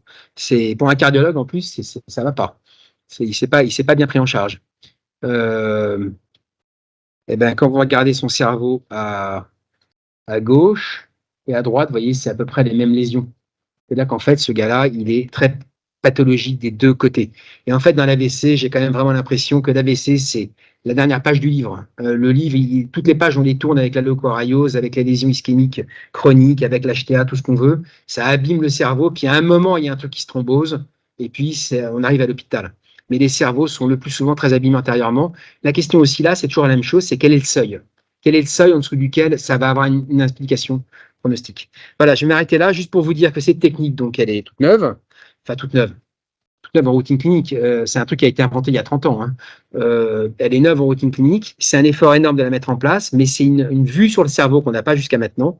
Pour le coma, bon, ben c'est entre guillemets, la messe est dite, le travail il est fini, on a les seuils. On fera jamais mieux, même si on rajoute 1000 malades, ça ne changera rien, parce que de toute façon, on aura toujours 20% de la décision, c'est sûr, parce qu'il y a des gens qui ont des lésions dans le tronc cérébral, il y a des trucs focaux qu'on ne voit pas du tout avec cette technique, donc c'est évident qu'on n'aura pas, on aura toujours du gris. En fait, c'est un regard sur toute la neurologie. Et le problème, c'est maladie par maladie. Et c'est là que c'est un travail dantesque, avec des KOL, des Key Opinion Leaders par maladie, ce ne sera sûrement pas moi, qui reprennent chaque pathologie et qui trouvent l'indication et les seuils. Les seuils pronostiques, les seuils de suivi thérapeutique, l'intérêt thérapeutique de cette technique. Voilà, je vous remercie.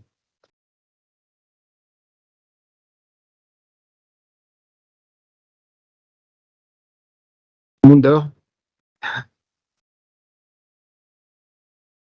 Merci. Je m'intéresse à la force pour des questions éventuellement. Là, une question. Monsieur, là. Dans un contexte dramatique, de la forcément, concernant l'alimentation, passe les temps dans l'alimentation, il y a une alimentation, il y a accélérer la relation de la substance. J'ai l'impression parce que le moment où l'éveil vient de mettre la destination, est-ce qu'en pense la prononcée de faire une précipitation? Une décédation. De décédation. Alors, l'alimentation, alors à ma connaissance, il n'y a strictement rien de démontré de quoi que ce soit. Ce serait trop facile, hein, si avec un petit aliment, ça refaisait repousser les neurones. Ce serait belle lurette qu'on l'aurait fait, hein. Bon, ça, il faut oublier. Les fenêtres de décédation, mais il faut décédater dès qu'on peut, hein. Dès qu'on peut, dès qu'il n'y a plus d'HIC, dès qu'il n'y a pas de problème, quand il n'y a ni HIC, ni problème respiratoire, ni danger d'agitation. Enfin, après, il y a tous les phénomènes d'agitation, mais il faut donner la sédation la plus basse possible, le plus tôt possible, tant qu'il n'y a pas d'hypertension intracrânienne, quand il n'y a plus d'hypertension intracrânienne. Ça dépend beaucoup des patients. Il y a des patients, qu'on a dit tout à l'heure, qui ont des pires. Ce sont les gens qui sont Glasgow 3 ou 4 au départ, qui ont un scanner normal et pas d'HIC. Ils ont des énormes lésions nationales diffuses. Ceux-là, à la limite, il n'y a même pas besoin de les sédater. Si, juste pour qu'ils tolèrent le tube, mais on peut les réévaluer sous lit privant. Il y a des malades qui vont faire 3 semaines d'hypertension intracrânienne ou 4 semaines pendant de façon très prolongée. Il faudra essayer dater 4 semaines. Après, on décédate, on voit s'il y a une réponse aux ordres. S'il n'y a pas de réponse aux ordres, on fait ces techniques d'imagerie. Si ça tombe dans le gris, on recommence. Et surtout, c'est une discussion avec les familles. C'est vraiment une analyse multimodale. L'IRM, ça fait partie d'un truc multimodal, évidemment clinique. Il y a de la biologie avec la PS100, il y a de l'EEG aussi, il y a de l'EEG cognitif. On fait une approche holistique, on va dire, multimodale du cerveau du patient, et puis on discute avec les gens. Sachant que chez les jeunes, c'est bien de refaire les IRM. C'est quand même bien pour un gamin de 18 ans de faire 2 IRM. Parce qu'on n'est jamais sûr quand même. S'il y avait une erreur de mesure sur la première, c'est quand même mieux d'en faire une deuxième. Et ça donne l'évolutivité aussi. Mais la sédation, bah, c'est un poison, la sédation. Il faut essayer. C'est un poison. Ça permet aux malades de survivre, mais il ne faut surtout pas la continuer s'il n'y en a plus besoin. D'autres questions?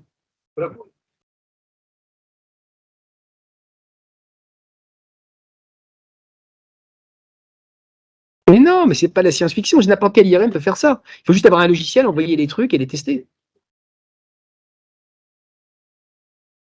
Si la machine est validée, ouais, ouais, si c'est calibré, si c'est tout ça, c'est marqué CE, c'est un process industriel. Moi, j'ai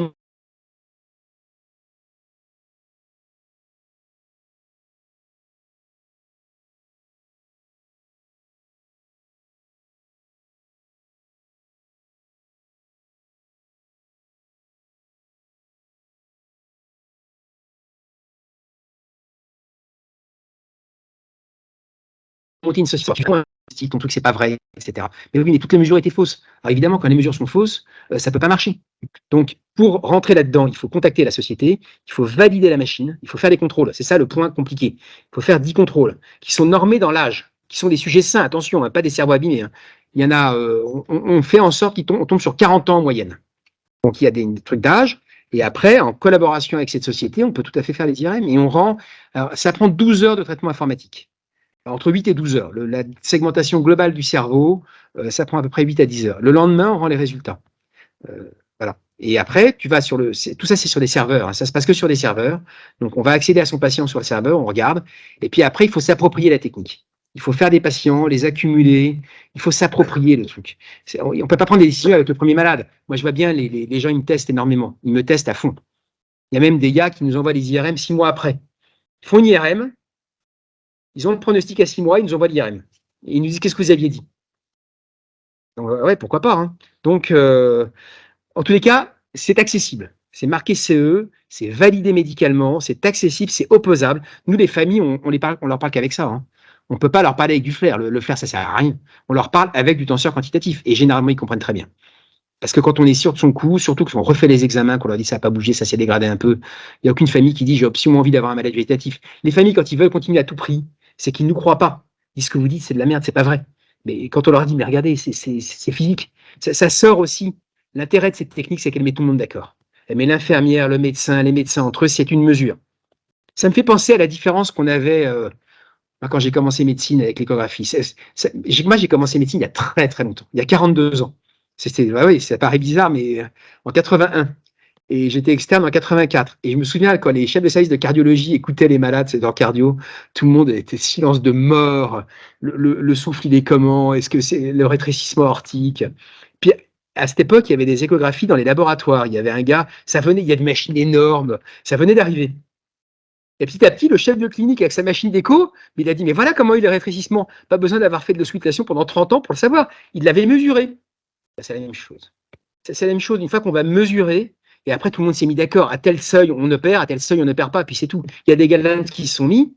Donc c'est toujours le même processus. Il y a un outil, on standardise par rapport aux pathologies, on fait le même outil, donne la même mesure, enfin les échographies donnent toute la même mesure de la surface aortique, quelle que soit la machine, standardise les machines. On établit des seuils, on fait des séries, on dit à tel seuil on a opéré, on n'a pas opéré. À la fin on dit il faut opérer à tel seuil, et les sociétés savantes se réunissent et disent voilà la norme. Et puis après on avance comme ça. On crée des seuils, mais c'est comme la cancéro. C'est comme l'arrivée du PET scan dans le cancéro. Bah, tous les malades ont un PET scan. S'il y a des métastases ou pas, c'est pas le même traitement. Avant le PET scan, eh ben, c'était pas fait comme ça. C'était autre chose. Maintenant, en cancéro, ils font des biopsies tumorales, ils font de la génétique tumorale, ils disent tel génétique, tel traitement. C'est de la médecine personnalisée. Bah, là, c'est exactement pareil. Le cerveau, il la croit, et du coup, qu'est-ce qu'on fait? Et si le traitement, c'est de rien faire, eh ben, c'est de rien faire, et puis c'est tout. Hein. C'est à 3 semaines. Ouais, généralement. Pardon? C'est pas un peu tôt? Non. Quand c'est stabilisé, à 3 semaines, c'est stabilisé. Non, mais après, le problème, c'est qu'on ne peut plus arrêter les traitements. Quand on fait trop tard, c'est trop compliqué de les laisser ventiler. Il faut laisser les malades ventiler, parce que pour les mettre dans la machine, il faut qu'ils soient ventilés. Il faut les curariser, il ne faut pas qu'ils bougent. Donc ça devient vraiment trop tard. Le problème de ces décisions, ni trop tôt, ni trop tard. C'est le moment opportun. Le problème la fenêtre de tir opportune. Ça dépend de ce qu'on dit aux familles, ça dépend comment on les entretient, qu'est-ce qu'on leur dit tous les jours, ça dépend de plein de choses. Ça dépend de la cohérence du discours médical et paramédical. Il suffit qu'une infirmière dise un truc complètement inversé d'un médecin, et ça y est, c'est fini. On est parti sur un truc où plus personne ne va croire, plus personne. Et l'outil permet de remettre tout le monde sur la même longueur d'onde. C'est comme le rétrécissement aortique, il n'y a pas un gars qui dit « Mais non, mais moi j'ai entendu un souffle de sixième », et l'autre qui dit « Mais non, c'est 4/6. » C'était comme ça avant. Mais donc on l'opère pas. Mais là, au moins, on a une surface et on n'en parle plus. C'est un truc technique, c'est physique. Et comme là, on s'adresse au mouvement de l'eau, c'est hyper robuste, ça ne dépend pas de la sédation. Moi, je vois des EEG, par exemple, honnêtement, je ne vais pas les contrarier, mais dans le coma, ça ne sert quasiment à rien. Ça répond tout le temps, EEG, tracé ralenti, faiblement réactif. C'est pas du tout sensible, ni spécifique. Tous ces examens, l'examen clinique, ça doit arriver sur quelle est la spécificité, quelle est la sensibilité. Si on est médecin, il faut être 95% spécifique quand on prend une décision d'arrêt. Il faut être sûr de son coup. Ou alors ça devient vraiment n'importe quoi. C'est la pièce de monnaie après. Hein, donc, il faut être sûr. Quelle est la sensibilité pour avoir 95% de spécificité? Et puis c'est tout. Donc on compare les outils les uns avec les autres, et qu'est-ce qu'on voit? C'est que le seul qui soit sensible à plus de 90% avec cette spécificité, c'est celui-là. Les autres, ils sont sensibles à 30%. Ça veut dire qu'ils vont dépister 30% des malades qui vont aller mal. Ça veut dire qu'en vrai, ils ne sont pas utilisés. Parce qu'on sait très bien que les médecins, ils arrêtent dans l'arrêt cardiaque, par exemple, à tour de bras. Ils arrêtent un peu n'importe comment, en fait, sans outils, sans cible et spécifiques. Je vous dis, aux États-Unis, ils se sont rendus compte que les algorithmes multimodaux publiés partout en disant c'est génial, c'est même pas utilisé chez 2% des gens, pas des patients. C'est des trucs de congrès, c'est pas des trucs de médecine. Moi, je veux passer d'un truc de congrès à un truc de médecine, un truc au lit du malade, un truc où les gens s'habituent à lire ces cartographies tenseurs. Et c'est vrai pour la neurologie aussi. Hein. C'est dans la SLA, on fait des tests dans la SLA, que les médecins s'habituent, ils disent bah oui, il a une lésion cérébrale. Il faut réacculturer tout le monde, enfin acculturer tout le monde à ces techniques. Et un des freins, c'est que ça n'a pas été enseigné à l'école de médecine.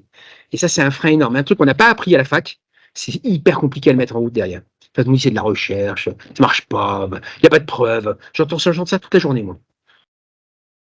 Voilà. L'ami, tu avais une question? Ouais. Ah ben, on ne sait pas. Je peux comprendre pour les arriver à un moment, c'est pas facile, c'est pas fait complètement. Mais comment on peut remonter? Est-ce que le métabolique. Non, on se renormalise. Non, mais je pense que c'est métabolique, c'est l'ammonium. Quand tu as de l'ammoniémie dans la tête, ça te crée un œdème, une inflammation du cerveau, et qui te crée des lésions dans le mouvement de l'eau, on va dire dans la MD. Non, je pense que c'est fonctionnel. C'est fonctionnel sur le mouvement de l'eau. Ils ont un œdème inflammatoire avec un foie qui ne marche pas, qui régresse avec un foie qui marche. Je pense. Ce qui est intéressant, c'est que là, on suit à la pitié, je crois qu'on a 150 insuffisants hépatocellulaires suivis avec ces techniques. On essaye de corréler le test neuropsy. Tu vois, l'autre truc, c'est de corréler le test neuropsy avec ta technique. C'est de savoir si tu dois greffer ou pas, à quel seuil, et si tu ne dois pas greffer. Ça marche dans les deux sens. Si tu as un cerveau trop abîmé, ça ne vaut pas le coup d'aller à la greffe. Et par exemple, cette technique, honnêtement, il faut quand même mettre en place en pré-chirurgie coronaire. Le risque opératoire des chirurgies massives chez les gens âgés, il se quantifie par ce truc-là, au niveau cérébral. Dysfonction cognitive post-op. C'est évident que si tu arrives à la chirurgie avec une MD à plus de 30% sur une coraillose, tu auras une dysfonction cognitive post-op, ça tombe sous le sens. Un malade qu'on triture avec une CEC alors qu'il a déjà un cerveau hyper abîmé, ça ne va pas le faire. Ça, c'est une étude qu'il faut faire aussi. Il faut la mener, il faut que quelqu'un la fasse. Il faut que quelqu'un se cogne de faire 100 packs, IRM pré-op, IRM post-op à 1 mois, analyse des fonctions cognitives post-opératoires versus durée de CEC versus état du cerveau avant. Typiquement, un truc qu'il faut faire. Je ne l'ai pas mis, la dysfonction cognitive post-op, mais ça tombe sous le sens que c'est relié. Et c'est vrai que pour la greffe, par exemple, une greffe de cœur, un malade qui a un cerveau complètement détruit, est-ce que ça vaut le coup? Puisque de toute façon, il ne va pas s'en remettre au plan cérébral. C'est plutôt donner des seuils d'indication aussi. Il vaut mieux dégreffer des malades qui ont des bons cerveaux quand même. Ne serait-ce que pour le suivi de la greffe elle-même, le suivi de la prise de médicaments aussi. Voilà, il y a tout un tas de choses à redéterminer. Il y a tout à réinventer. Il y en a pour 20 ans de boulot. Hein. Donc, avis aux amateurs. Hein. Moi, je cherche des followers.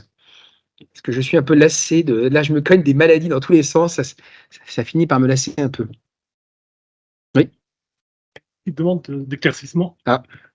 C'était pas clair alors. Non, non. C'est nul ce topo alors.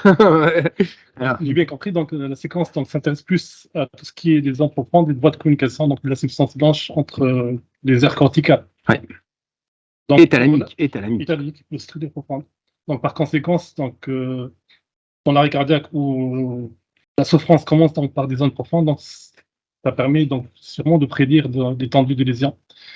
Alors que dans le traumatisme crânien, ce sont plutôt des zones corticales et profondes.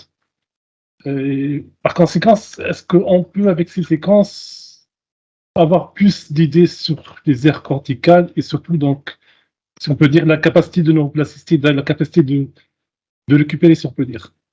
Ou bien c'est les malades les plus graves qui ont déjà profondes, qui vont compromettre plus le pronostic qu'autre chose. Non, c'est ça. Ça ne donne rien sur la grille. Le gris, c'est isotrope. Pour que ça marche, cette technique, il faut que ce soit anisotrope. Il faut que l'eau soit contrainte. Un verre d'eau, l'eau est isotrope. Elle bouge dans tous les sens. D'accord ? Dans un corps cellulaire, c'est comme ça que ça marche. L'eau bouge dans tous les sens. Donc, dans la matière grise, le cortex, c'est isotrope. Donc, on n'a pas de fraction d'anisotropie. Dans les noyaux gris centraux, les thalamides, les codés, les lenticulaires, il y a des croisements de fibres, il y a énormément de fibres qui passent. Donc, c'est un peu un intermédiaire entre les deux. Et dans la matière blanche, c'est extrêmement anisotrope. C'est-à-dire, ça va aller le long de l'axone. Mais ça ne mesure pas le cortex, ça ne donne pas la récupération corticale. C'est un truc assez grossier. C'est plus c'est malade, moins ça ira. C'est tout. Mais ça, il ne faut pas lui faire dire plus que ce que ça veut dire aussi, hein. Mais simplement, ça donne une approche qu'on n'avait pas jusqu'à maintenant. C'est un outil qui va se mettre quelque part dans nos algorithmes de réflexion. Mais ça va pas, c'est pas c'est pas le Graal, hein. Ça donne quelque chose, ça donne une vision qu'on n'avait pas avant. C'est tout, ça donne une observation. Et le problème de toutes ces observations, c'est qu'il faut refaire des banques de données dans notre tête. Les médecins, ils travaillent par banque de données. Ils ont un outil, ils accumulent des malades, ils se souviennent du malade A, du malade B, du malade C. Ils se disent, oh, je me souviens, ce malade, il avait ça. Bon, on fait des banques de données. Et quand on a une nouvelle technique qui arrive, il faut refaire toutes les banques de données. C'est ça qui est compliqué, ça prend des années, des années. On ne peut pas faire de la vidéomédecine en disant, il y a tel chiffre, j'arrête ou je continue. C'est pas de la vidéomédecine. Il faut s'approprier l'outil. C'est ça qui est difficile. Maintenant, moi, j'ai des trucs en expertise, hein. J'ai des malades qui sont passés là-dedans, il y a des avocats qui se mettent dessus, etc., etc., hein. Le truc, c'est que maintenant, ça va devenir un truc c'est de l'expertise médico-légale aussi. On fait aussi, ça je ne l'ai pas dit, mais on fait des bilans de trauma crânien à long terme, à IRM normal, avec il faudrait que je le mette, ce patient, des gamins qui ont des traumas crâniens. Par exemple, le gosse, là, c'est un gosse à 16 ans, qui est sur son vélo, et puis il y a une voiture qui le rentre dedans. Il fait un vol plané, et il a un trauma crânien. Et puis à l'IRM, 4 ans plus tard, il me dit, mais c'est normal votre IRM. Sauf que le gamin, il n'a pas eu de bac. Alors il dit, mais t'es un feignant, tu vas pas à l'école. Et le gosse, il dit, mais arrêtez, j'ai des symptômes, j'ai des signes et tout. Et les avocats disent, mais non, t'as rien. À l'IRM, t'as rien du tout, c'est que du flan ton truc. Eh bien en fait, en tenseur, il a plein de lésions. Donc ça a permis de dire aux avocats adverses, écoutez, non, en fait, il y a des lésions. Simplement, on ne les voit pas en flair. Donc toute l'expertise médicale est à revoir aussi, pour le cérébro lésé. Et dans les deux sens, par exemple, vous êtes attaqué sur une décision d'imitation, vous avez cette étude-là, ben, ça change tout. Ça change tout parce que c'est opposable. On peut dire, ben voilà, oui, on a limité parce qu'il y avait telle et telle lésion. Et 10 ans après, on peut retraiter le patient. L'intérêt aussi de tous ces trucs informatiques, c'est que c'est ça qui est vraiment formidable aussi. C'est que c'est des banques qu'on peut retraiter. C'est-à-dire que demain, il y a un nouveau truc informatique qui revoit quelque chose. On a je sais pas, 4000 malades. Les 4000 malades, on les retraite. Et on régénère de l'information. C'est pas comme une prise de sang, quoi. Une prise de sang, il y a eu le dosage, il a eu le dosage. Oui. Ah ouais, de plus en plus. Ah ouais, ouais, ouais. Oui, de plus en plus. Mais je te dis, l'autre jour, j'ai été appelé, la semaine dernière, par un médecin expert qui me dit, écoute, je le connais ce gars, il me dit, écoute, vous avez vu un malade chez Sophie Demeuré en expertise, un malade qui était à Montfermeil ou je ne sais où. La famille ne veut pas qu'il y ait de limitation thérapeutique, c'est un arrêt cardiaque. L'avocat est allé chercher le rapport d'expertise fait par l'équipe de Sophie Demeuré, par Benjamin Roux. Et l'AFA était à temps. Et l'avocat, il avait mis, j'ai regardé l'article, l'AFA est à temps, c'est cité, etc. Donc, c'est un truc tellement important au plan médical sur la décision, tellement crucial, que bien sûr que les avocats, ils vont s'y mettre. Le mec, il est allé chercher la littérature. Il a même demandé les PDF des articles. Voilà. Et les experts en termes de trauma crânien, Eleonore Bayen, elle s'en sert, bien sûr. Elle me dit, par contre, il y a des malades, parfois, ils ont des troubles et je vois pas de lésions. Je dis, ben, dans ce cas-là, ils ont vraiment pas grand-chose, quoi, hein. Ça marche dans les deux sens. C'est ça en expertise. Et ça va servir de plus en plus en réparation médicale, ah oui. Et c'est vrai aussi, et là, il y a tout un travail sur les encéphalites aussi. Les encéphalites, c'est Nathalie Schor qui bosse là-dessus. Elle fait la partie encéphalite. Tout est à démontrer dans l'encéphalite. Les différentes encéphalites, est-ce qu'il y a des marqueurs spécifiques, est-ce que ça varie? Il y a 1000 choses à faire. Après, on peut s'intéresser à l'hippocampe, on va aller chercher la région de l'hippocampe. Voilà. On peut faire des trucs dédiés. Là, ce qu'on a fait, c'est la première strate, si tu veux. C'est le truc très grossier, en fait. C'est le truc de débrouillage. Ça, c'est l'examen de débrouillage, vraiment, par rapport au tenseur. Ah, question encore, oui.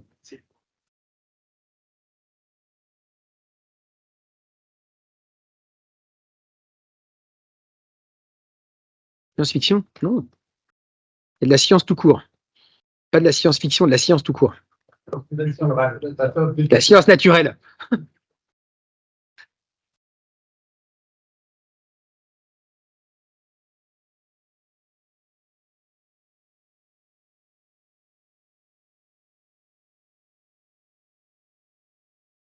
Ah non, non.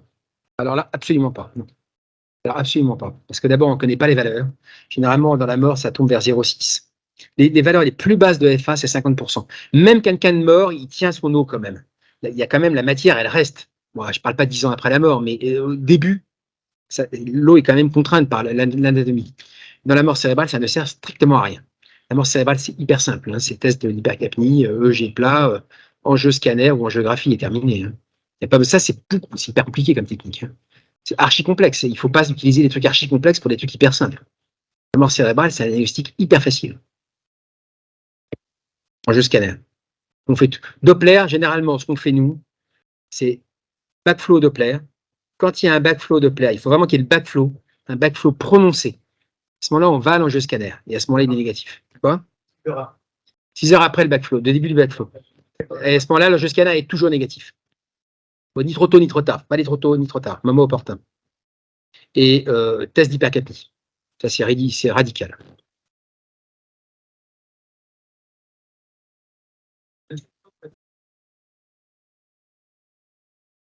Ouais, écoute, à chaque fois qu'on a essayé de faire des trucs hyper compliqués en IA, parce qu'on a essayé dans tous les sens, à faire des réseaux de neurones, des ceci et des cela, j'ai eu des polytechniciens qui sont venus travailler sur les données.